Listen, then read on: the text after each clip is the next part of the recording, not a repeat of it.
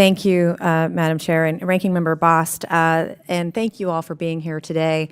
It's an honor to serve on the Veterans Affairs Committee. My father was in the military for 28 years. We moved many times in my first few years of life, and I've seen my father when he's been hospitalized at the VA. I've seen what my parents have gone through to get him good quality care, and I know how hard our VA workers work to provide many different services for our veterans, and we're all appreciative of that effort. Recently, last year, I took a tour of the Ralph A. Johnson VA Medical Center in Charleston, South Carolina, where my district is located in, to see some of the innovation. It's not obviously happening everywhere. Not every VA hospital is the same, but to see some of the innovation. They have 3D printers now, and they actually developed a hearing aid piece that a veteran came to them one time, and he had this device in his ears, almost like a straw, and they decided to get a 3D printer, and they have this new hearing aid device that helped this gentleman, and it's helped many others. And so to see what they've been able to do at such a low cost to provide medical devices for veterans is really innovative. So I just want to give a shout out to the executives at the Ralph A. Johnson VA Medical Center. But my question today, and looking at the rise of inflation over the last year in the Low Country in South Carolina's 1st Congressional District alone, the cost of living is just so tremendous. Over the last year, the cost of shelter to rent a home or buy is up over 21%. To fill your car with gas, you're paying more than double what you were a year ago. The cost of a steak is up 27 to 30%. The cost of everything is up when you go to the grocery store. And so the cost of living it was expensive in my district already before COVID, before inflation really, started to rise. And just in the first month of this year, inflation was 1%.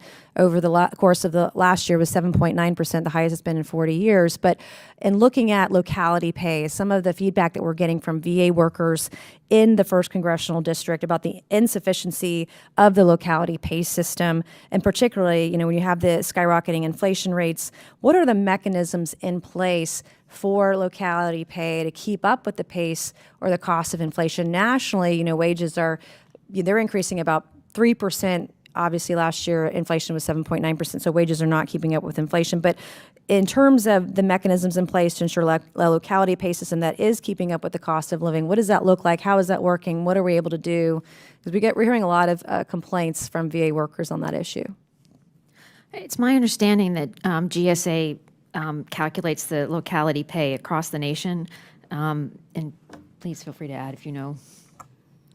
Sure. So we have different flexibilities depending on the way in which someone is appointed and the kind of occupation they're in. So for GS employees, yes, we have to rely on OPM to make determinations on locality pay, but most of our workforce is actually not on the GS scale necessarily. So our Title 38 employees, physicians, nurses, et cetera, are on pay scales that we can modify ourselves.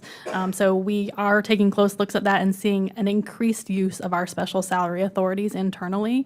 But I know that Charleston in particular has already made an attempt with the Federal Salary Council to get a new locality pay adjustment and has not been successful. It is very difficult to get through that process. So therein lies the reason I'm asking.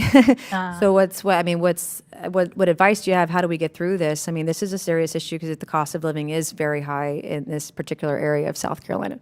So we plan to work with the location in Charleston as well as several other locations in the VA to submit additional packages through that process.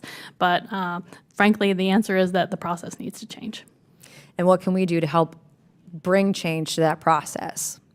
I think that you could support the President's Pay Agent and the Federal Salary Council in making changes to that process. They've already recommended a number of changes that haven't been implemented. It would require significant reform. Thank you, and I yield back.